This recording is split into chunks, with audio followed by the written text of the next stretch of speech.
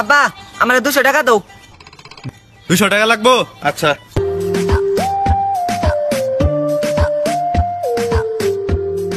আব্বা 500 টাকা দাও সেন। রে সেদিন তোর 200 টাকা দিলাম। আচ্ছা ঠিক আছে ধর।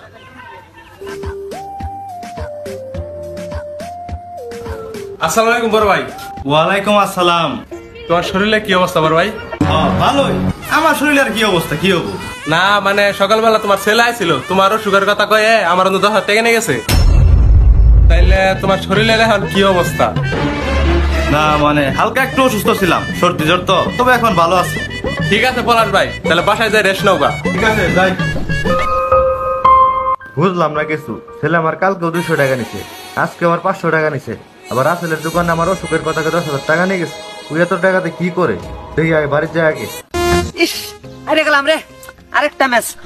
স্বপন, গতকাল তুই 200 টাকা নিছিস আমার কাছ থেকে, আজকেও 500 টাকা নিছস, আবার রাসেলের দোকানে আমার অসুখের কথা 10,000 টাকা নিছস। এটি আনে তুই কি করস? আর তোর মোবাইলের গোল চাকার মতো এটি কি করে? এটি কি মোবাইলের মধ্যে? আব্বা ওটা তুমি বুঝবা না, ওটা ভাগ্য চাকা 100 টাকা ধরলে 5 লাখও পাওয়া যায়।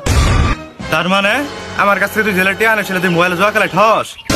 আব্বা আজকে নয় হাসছি, কালকে আমি জিততে আমার কাছে লাখ লাখ টাকা থাকবো। আর এই বিজ্ঞাপন গুলা বড় বড় সেলিব্রিটি রে দেয়।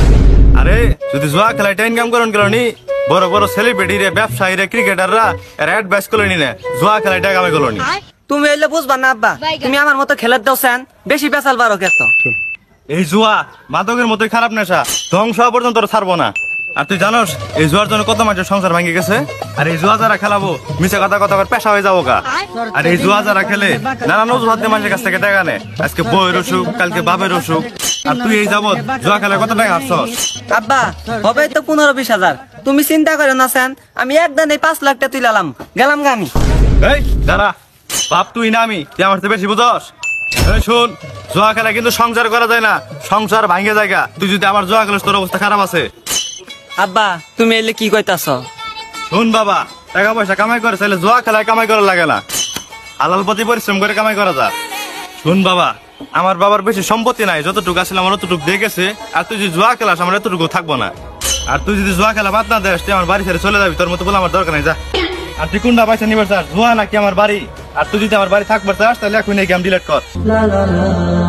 শোন বাবা, এই জুয়া খেলা হলো হারাম জিনিস, এগুলো আমাদের ইসলাম আর কোরআন হাদিস আমাদের এগুলো সাপোর্ট করে না, তাই এক্ষুনি তুই গেমটা ডিলিট কর। তাহলে বাবা আমি তোর কি কইছি বুঝছস? আসলে বাবা ঠিক হয়েছে, এই গেম খেলে খাওয়া দাওয়া গোসলের কথা কিছুই মন থাকে না। আজ থেকে এই গেম ডিলিট করে আমি হালাল পথে চলব। জীবনে অনেক খারাপ কাজ করছি, আর খারাপ কাজ করবো না।